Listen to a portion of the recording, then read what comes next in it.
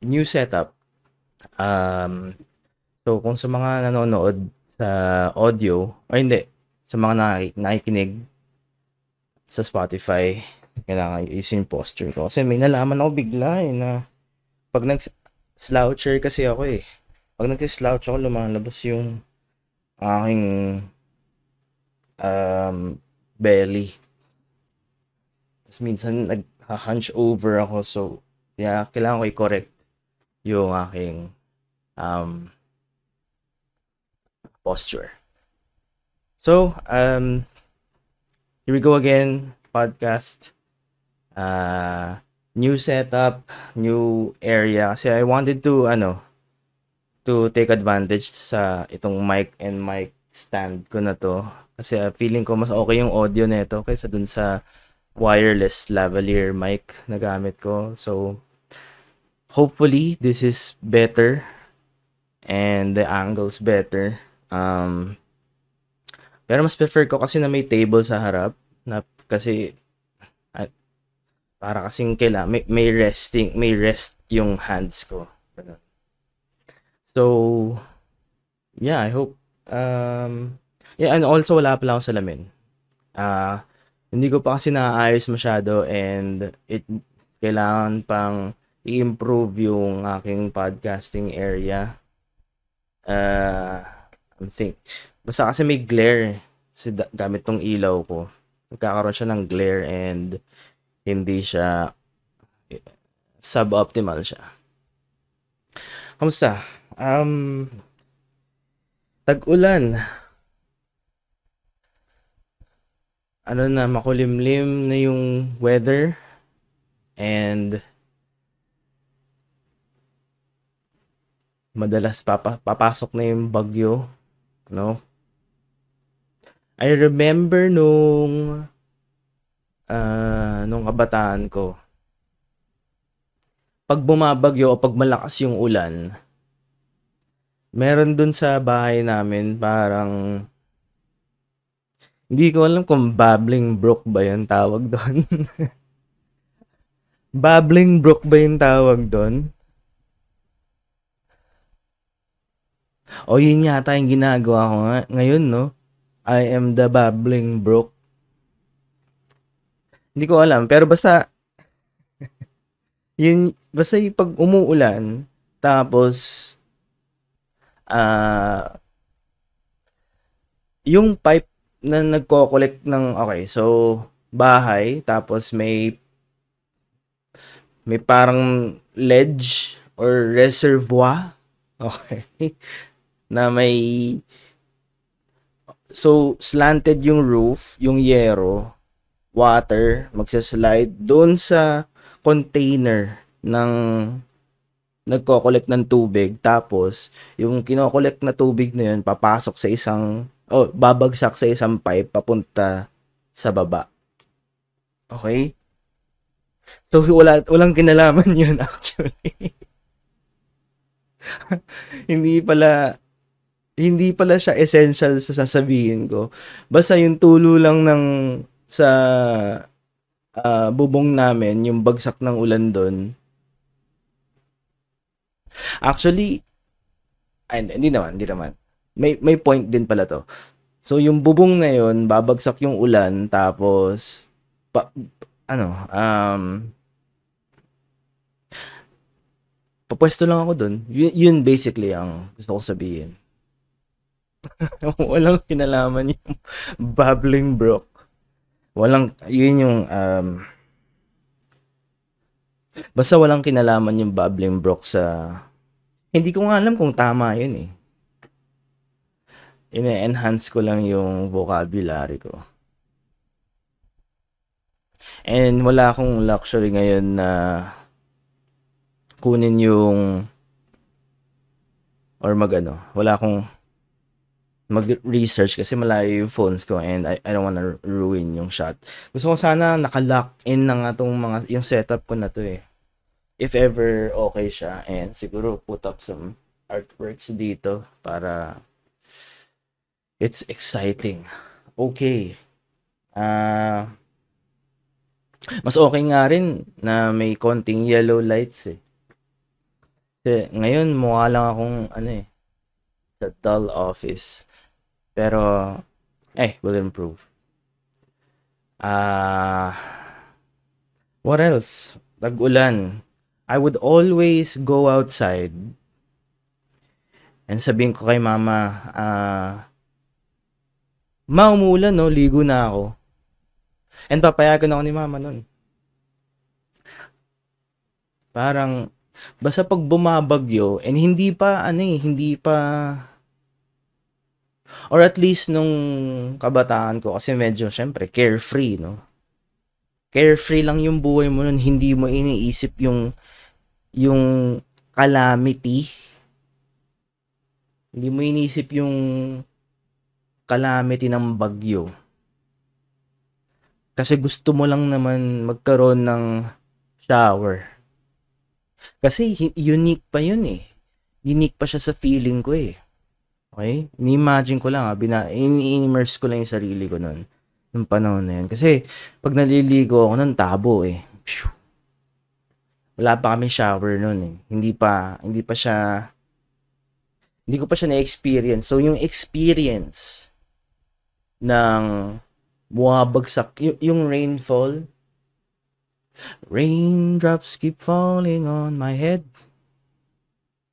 Yun yung biglang song na pumasok sa isip ko. 'Di ba? Hindi ba parang astig nun? Yung first experience mo ng shower, yung multiple raindrops sa face mo. And kahit saan ka pumunta, may tubig. 'Di ba? Hoy, basa ako dito. Hoy, basa ako dito. Alam mo yan. And ito yung masarap din na feeling nun nung bata ako eh. Siyempre, pag umuulan, may mga nagfo-form ng minsan kasi naaartehan ako sa English ko eh, pero ayoko again, I want to be more unapologetically me. So, puddles. Kasi, alam mo, minsan pag masyado ka na nag-i-English, inaasar ka ng mga kaibigan ko, puddles!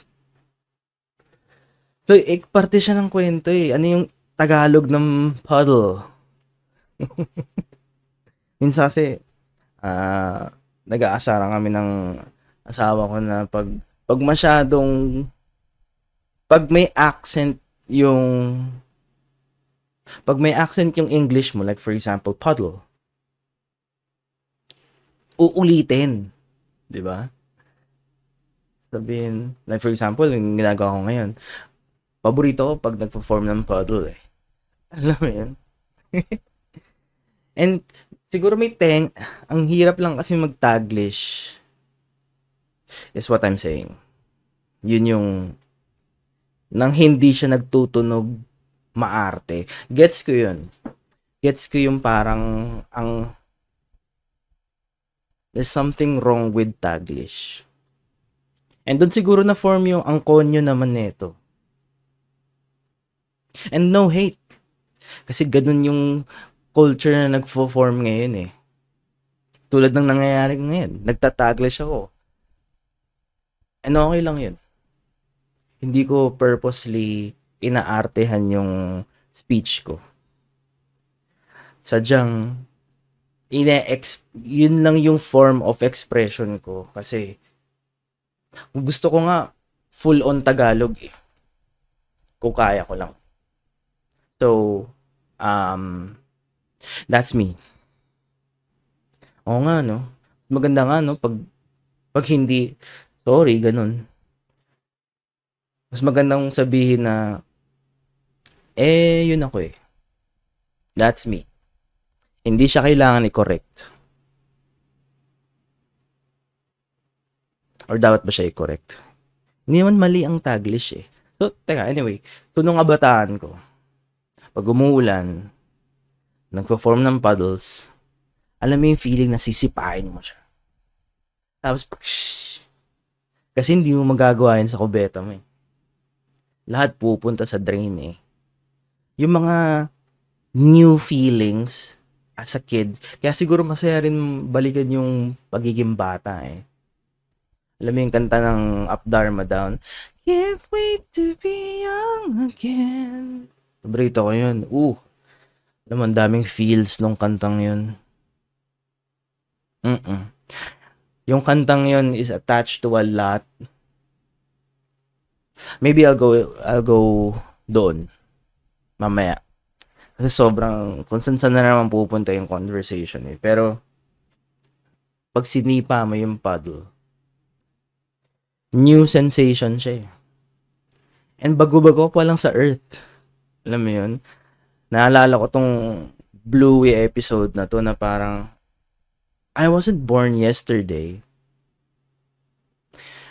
And then, parang kinukuha, na ina-absorb mo yung mga new sensation and yung mga nuances ng living. And you appreciate it.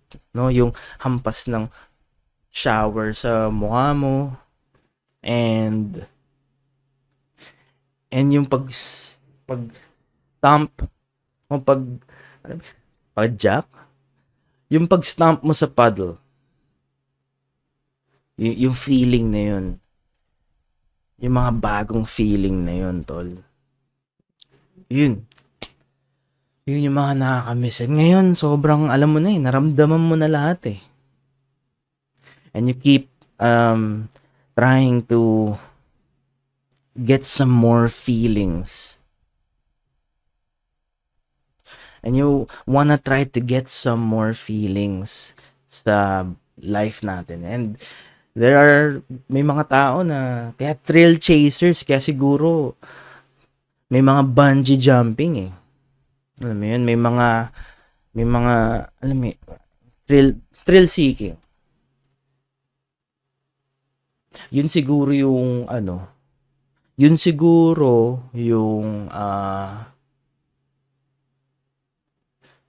kaya naiimbento ang mga tawag doon, yung magbabasag ka ng plato rooms, yung basta angry room. Hindi tawag doon, nakalimutan ko eh. Basta I think yun yung reason why nabubuo yung mga ganun, kasi you wouldn't even dare na magbasag ng plato. And dun mo pwede mo ilabas lahat para ma-feel mo yung new feelings. New feelings. Nagko-collect ka lang ng mga new feelings. And ang saya balikan nga nun. And yung meeting a new friend. May naalala ulit ako sa childhood ko na meron kaming kaibigan. So, meron na kami sa Eskinita kasi kung saan kami nakatira noon. Magkakakilala kami lahat. And maglalaro kami ng mga taya-taya. Ng freeze. Hindi pala freeze yung tawag. Ang social naman na Eskinita namin. Freeze. Hindi. Ice water. 'Di ba? Ice water. If your shoes is dirty, please come home and change it. Yun yung mga natin eh. Umalis ka na diyan sa pwesto mo. Minsan dinadaya mo pa yun eh.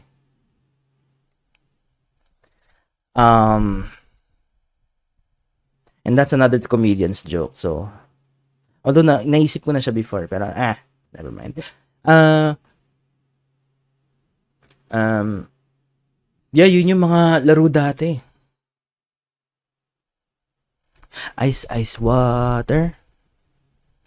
Ayoko yung laro na yun. And wala siyang kasi, parang may nanalo na ba sa ice water? Diba? Wala naman. Okay, so ito pala yung rules ng ice water. No? grupo kayo magkakaibigan, and then, pag ikaw yung nag-a-ice, mag-freeze, so freeze tag, yes. Ice water dito kasi sa Pilipinas eh. Ice, pag ginawa ka mo, mag-freeze yung, yung nataya mo. And then, kailangan mong i-freeze lahat para manalo ka. Ang hirap nun. Kasi pag yung mga ibang kalaro mo na kailangan mong i-freeze, pag hinawakan nila yung yung finreeze mo, water, pwede na sila ulit tumakbo.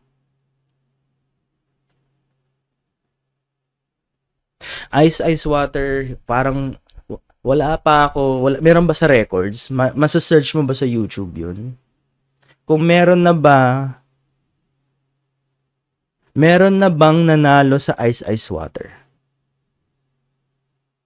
Kasi, dapat yata may time limit. Wala kasi kaming time limit nun eh. Basta, ang pinaka matatapos na lang ang ice water pag umiiyak na. Yun na yun. Oo nga, no? Wala pang nananalo sa ice water. At baka ginawa yung laro na yun para i-train tayo eh. For what's to come sa adult life natin. Kasi freeze ka lang ng mga bagay eh. I'm gonna try to make this as profound as I can. Para kasi itong life lesson eh. Kasi parang hindi siya natatapos. If you freeze mo yung isa, you'll hold on to it. Okay? You'll hold on to something. Kasi yun yung goal mo eh. The goal ng ice water, kailangan may i-freeze ka eh. Okay? And sa life, ganun. Kailangan mong i-freeze. Kailangan mong to hold on to it. And to understand kung ano man tong, could be your job, it could be a hobby, no, to freeze this person, or itong goal mo, kailangan mo i-freeze yan.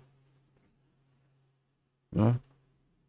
And then pag na-freeze mo na yan, you hold on to it,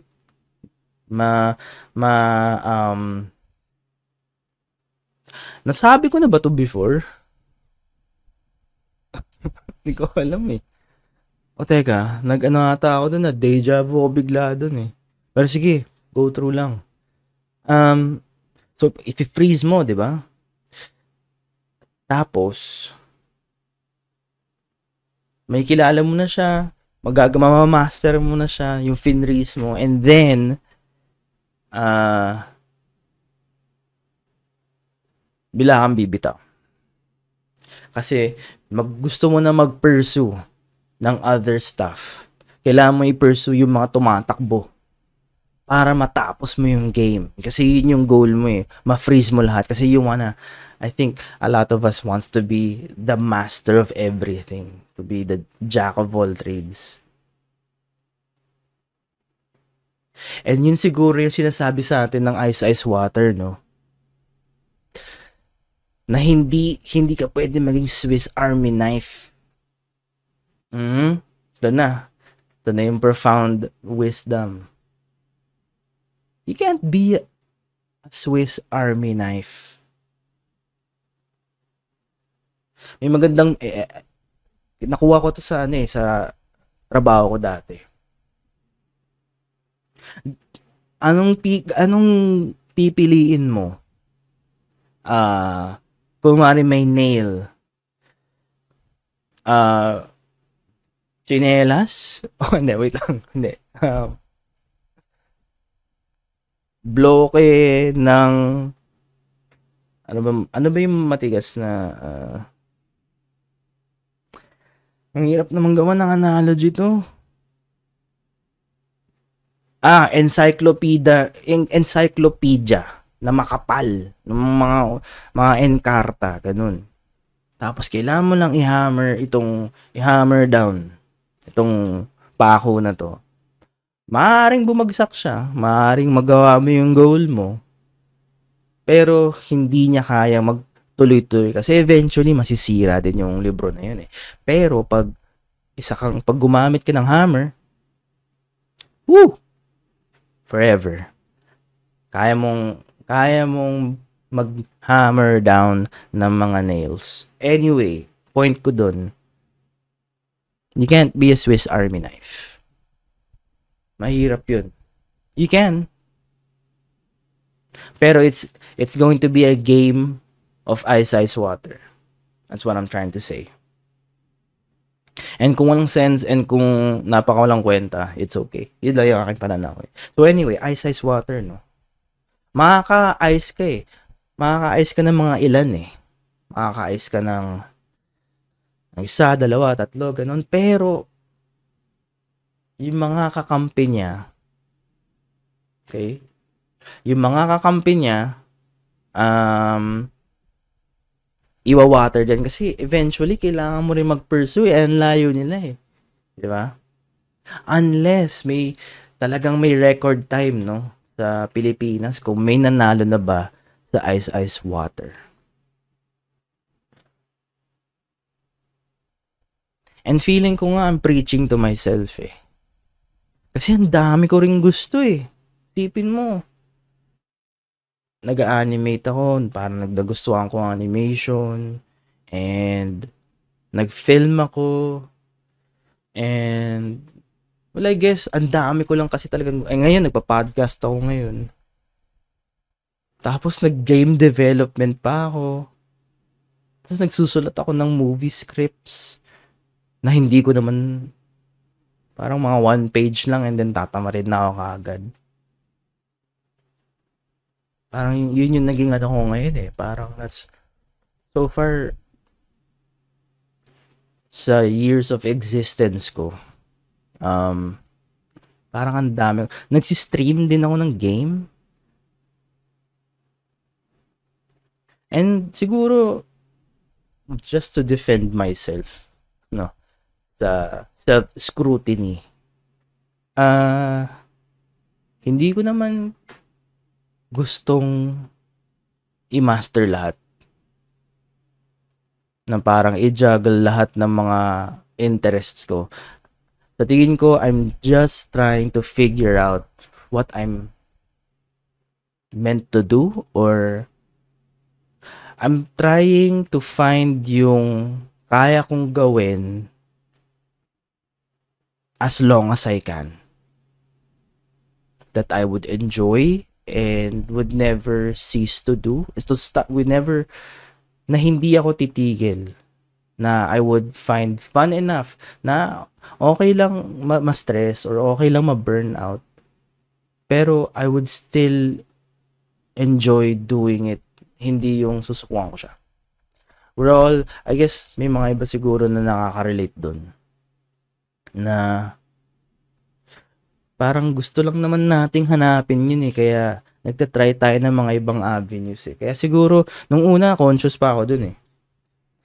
Nung una, yung nasa isip ko dun, paano ba yan? Lalo na may social media na you keep posting stuff. Like for example, may isang time na gusto namin ng asawa ko na magbenta ng cookies. Or may isang time na, uy, gumawa pala ako ng t-shirt. Alam mo yun, and siguro na-conscious ako na what people might think of me, no? Na parang, akala ko ba, Hildon, para shirts yung ginagawa mo, tapos ngayon nagbebenta ka ng kape? Hindi kita ma-predict, tol. And I didn't know why nako-conscious ako na parang, hindi, ano lang to. Kaya, yun siguro madalas, no? Yun madalas yung, ano eh, teka, nag-hunch na naman ako, tapos lumalabas yung chan ko.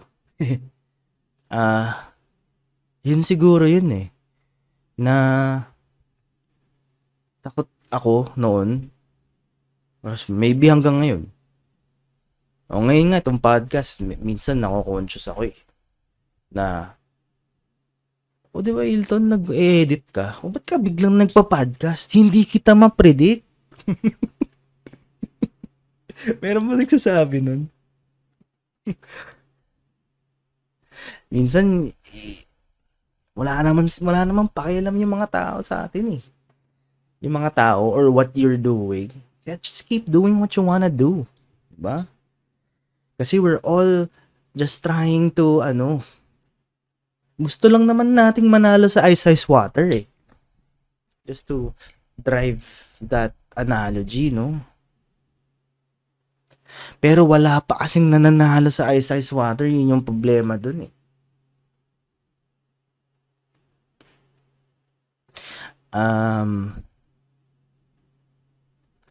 Wala pang nananalo sa ice water. So wait lang, kailangan ko i-follow yung train of thought ito kasi feeling ko ang ganda na sinasabi ko eh.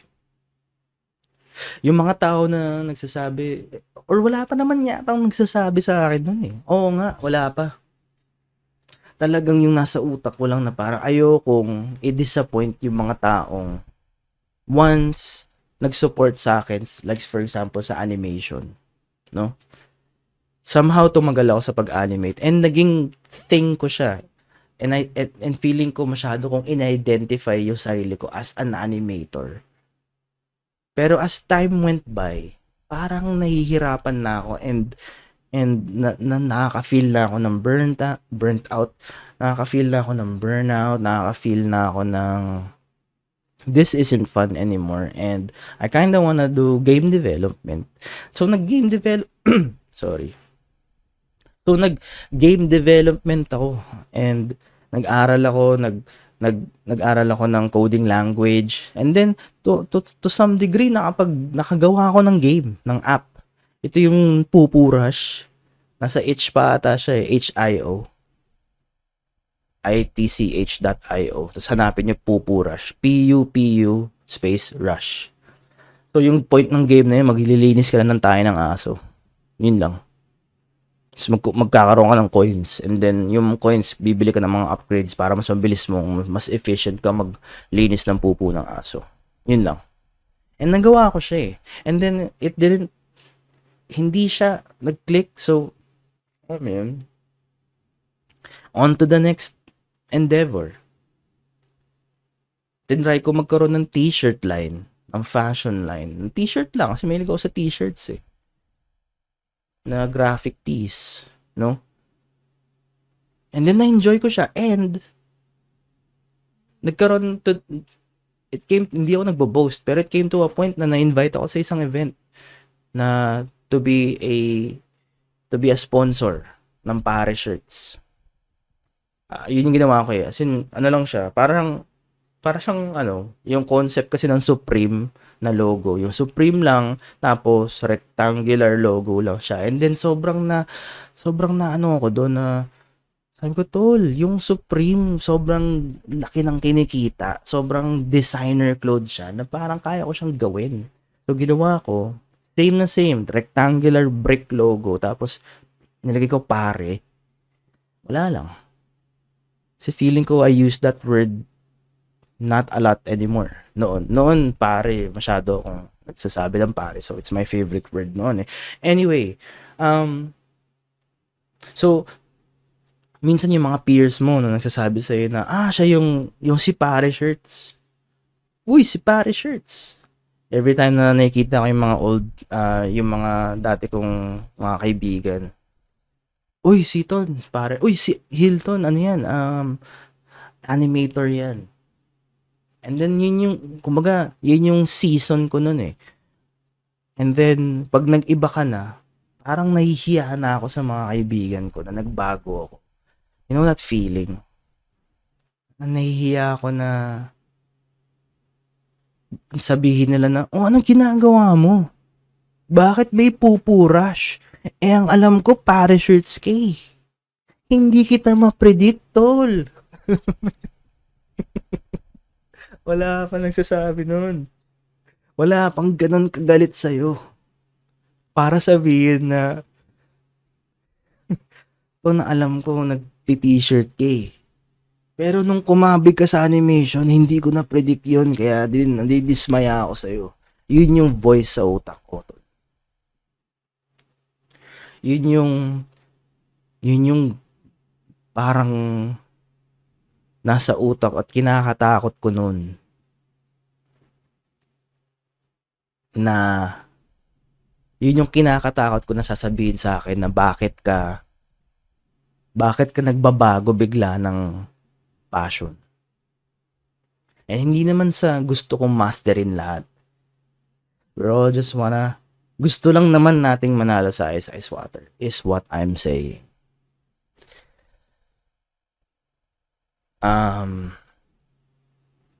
Wala pang nanalo sa Ice Ice Water. Sadly. So far, wala pa akong nababalitaan.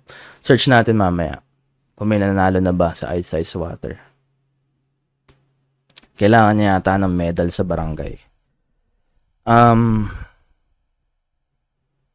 a good thing about sa Ice Ice Water, siguro ang pinaka-strategy para sirain nyo na lang yung laro. Na parang kung tinatamad ka ng maging, pag tinatamad ka ng maglaro kasi taya ka na for 2 hours, no? 2 oras ka ng taya, hindi ka manalo-nalo, stick to 1. And just parang mga bad trip na lang yung mga kalaro mo. To, laruin mo naman yung game. Ice Ice Water to eh. Hindi to ice. Yun. Hindi to ice. May water din, tol. Gusto na yung maglaro. Water yung power namin eh. Hindi yung mag-ice ka lang ng isa tapos babox out mo na lahat. Actually, hindi mo na kailangan bumax out. Tabihan mo lang eh. Lalayo yung mga mag-water. Tapos antay ka lang dun. Tapos mga bad trip, naka-ice, nakaganyan lang siya oh. Ganyan lang siya, tapos parang bubulong pa siya sa'yo eh. Parang, Ton, laro tayo. Alam mo yun? Pag hindi, I think yun lang yung only strategy pag gusto mo iba ng laro na tayo. Agon base na lang, kaya patintero. Taya na ako, 2 oras na akong taya eh. Ice na lang yung laruin natin. Di ba? Ice ka lang ganyan, no? Tapos, bad trip sa'yo yung in-ice mo, no? Ganyan lang siya. Gusto ko maglaro, tol. Di pa ako nakaka-ice. And ng water. Si mga kalaro mo, Ton, laro tayo. Habulin mo kami. Gusto namin mag-ice. Mag-water. Ton, palaro. Naka-box out ka lang sa isang hobby mo eh. Yun din ba yung sinasabi ng Ice Ice Water sa atin? Pag masyado mong binabox out yung sarili mo sa isang hobby, eventually, baduy ka na. Yun ba yun? Pag masyado ba akong nag-hold on to something na hindi naman ako, o wala yatang profound wisdom dun, parang mga baduyan ka lang yung mga tao sa'yo. Yun ba?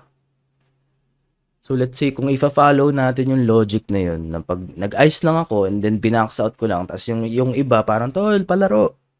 Palaro naman, tol. Gusto ko mag-water. Ibig sabihin ba nun, tapos na? The game is over? Oh. Kasi yun na yun eh. Unless you want to keep the game going and actually play the game. Mag-ice ka ng iba, tapos mawawater na yung isa.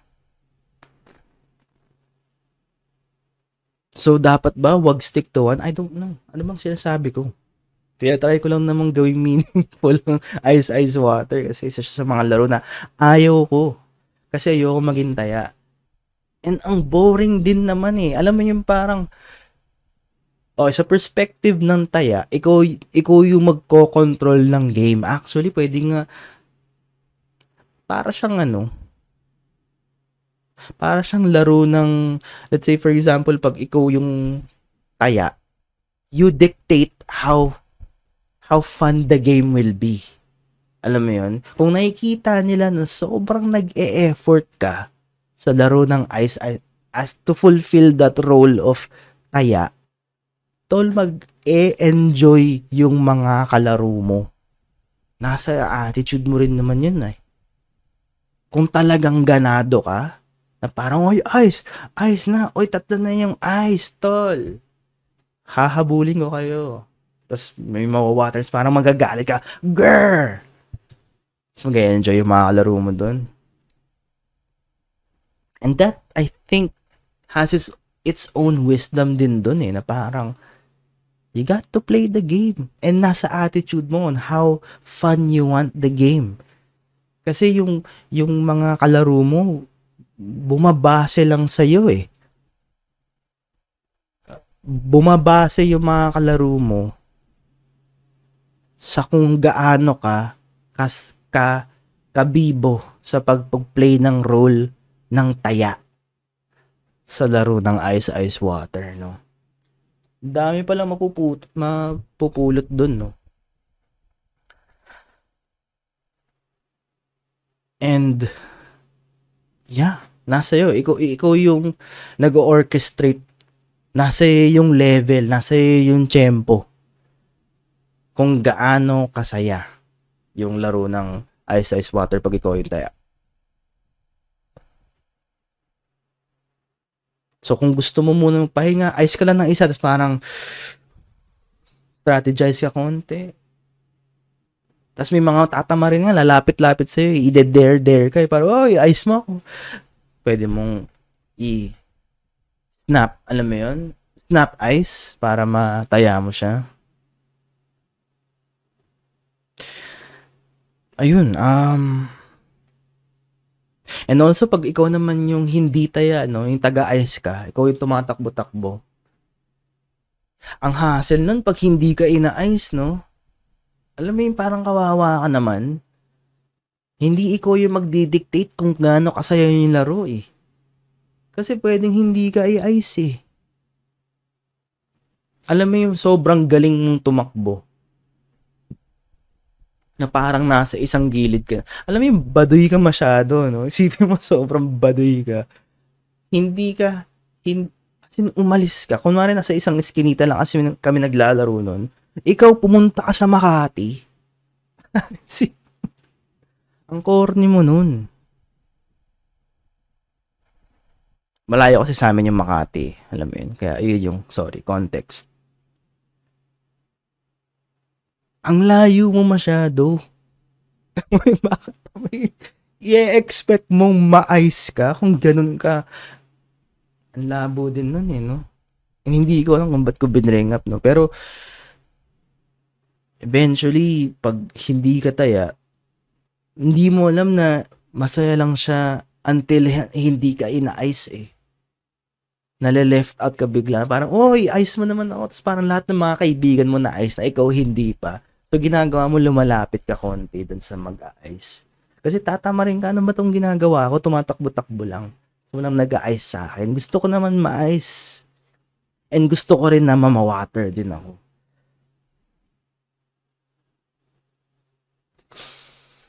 Ang dami ko sinabi dun ah. And yun lang naman talaga ang podcast eh. Ice Water. Dami yun. Okay yun ah. Enjoy ako dun. So yun lang yung gusto kong sabihin dun na experience mo lahat. Parang ang saya i-experience ng mga bagong experiences. Na parang bata. Na parang naglalaro ka ng Ice Water. Ka mag-stick sa isa, try new things, try this, try that. At least that's what makes sense sa akin. And hopefully nga, tumagal ako dito sa podcast eh. Hopefully, ma-enjoy ko pa to eh, na tumagal pa ako dito. I'm gonna hold on to this. I-ice ko muna to and then just wait and see where this takes me. Alam mo yun? And then, alam mo, I welcome burnout. If ever dumating ulit yung time na I get tired of podcasting or I'm going to be on to the next, does that develop a quitter's attitude? I'm not sure. We're just all trying to find that thing no? I don't know. At least yun yung nagme-make sense sa akin. I'm really just trying to find the next, or trying to find where I will stay. And you know what? Ito na yung gagawin ko for the rest of my life. And minsan white whale siya. Minsan may nakukuha nila kagad kung ano ba talaga yung trip nila sa buhay. Not necessarily purpose Just what is fun sa'yo that you will just cling on and just have fun. And kung ano yung bagay na would make life more meaningful sa'yo. Na parang ansaya naman mabuhay just doing this. And ang hirap niyang hanapin. And I'm still looking for that. Right now, I'm in podcasting. And I feeling saya siya. I enjoy just being a babbling brook. And, ayun.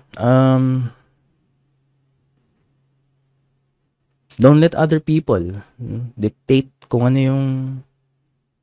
Akala ko ba nag-animated ka tapos nagpa-podcast ka? Hindi na naman kita ma-predict, tol. And those are just voices. Wala pang tao.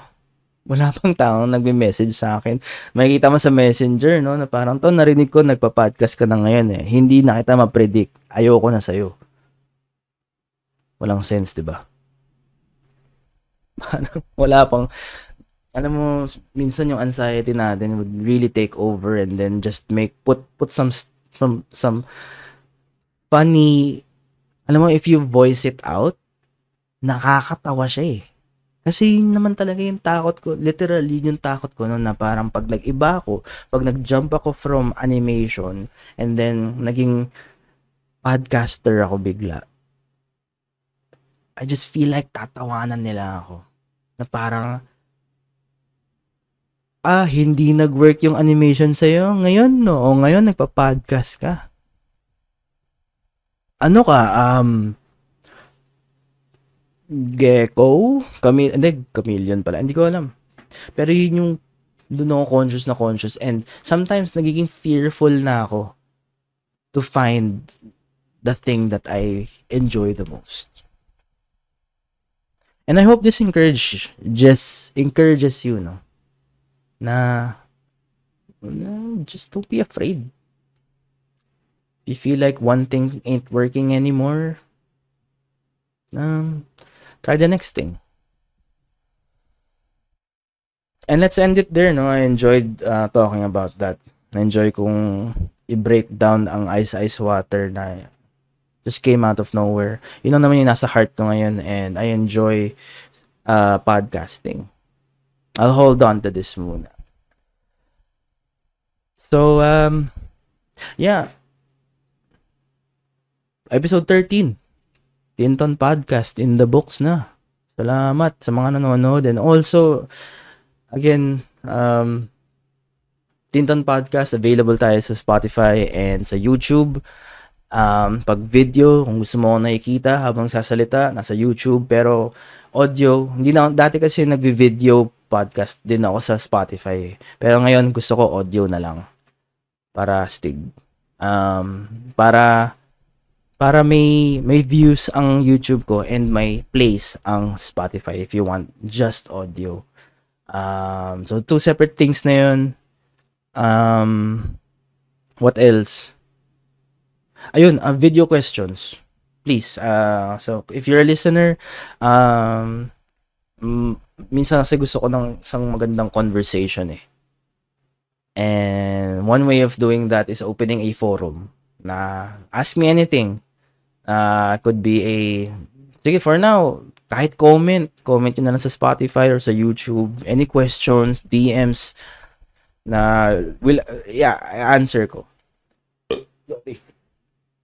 Sasagutin ko siya and let's see where it takes us. It should be a fun conversation, no? And Tinton Podcast at Gmail, Tinton Productions at gmail.com. Nasa baba yan.